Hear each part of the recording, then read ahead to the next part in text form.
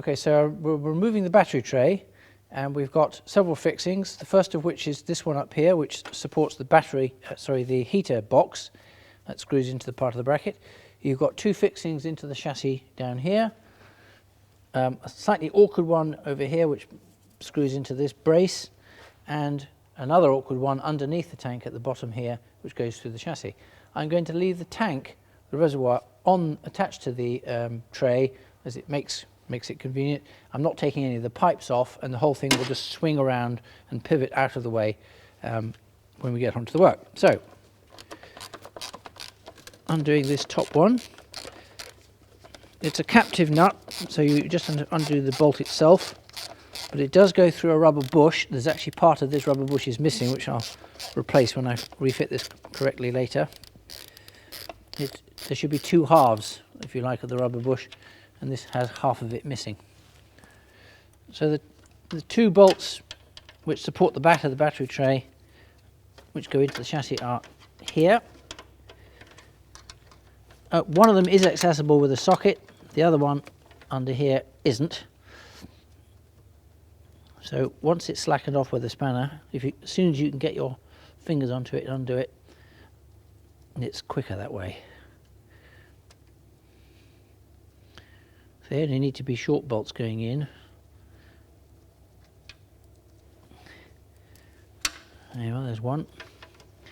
This one's a bit more awkward, a bit stiffer.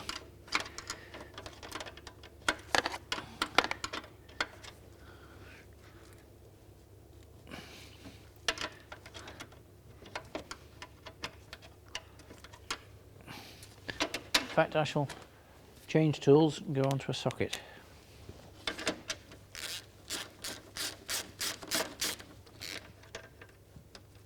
There we go. Okay, the one at the front here, again, it's not really accessible with a socket, and it's slightly pocketed, so a ring spanner might be an alternative. I'm not even getting a start on that one.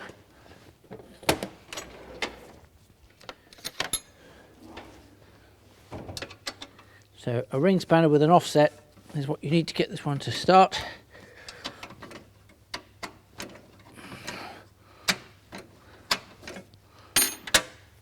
But then I like to go to my ratchet to speed things up.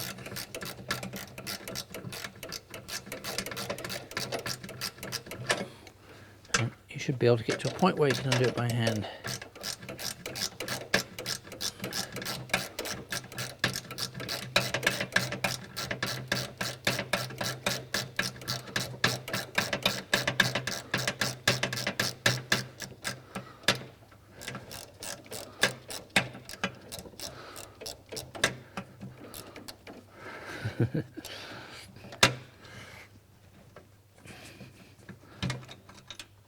There we go.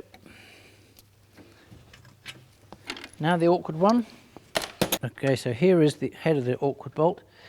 Now this is an instance where it isn't a captive nut. In fact, if ever there was a position to have it as a captive nut, this should have been it. So you need to get a spanner underneath to hold the nut, which is awkward because I've left the reservoir in place, and you can hear it falling out. Oop. So now the nut is loose, and I can now remove the bolt.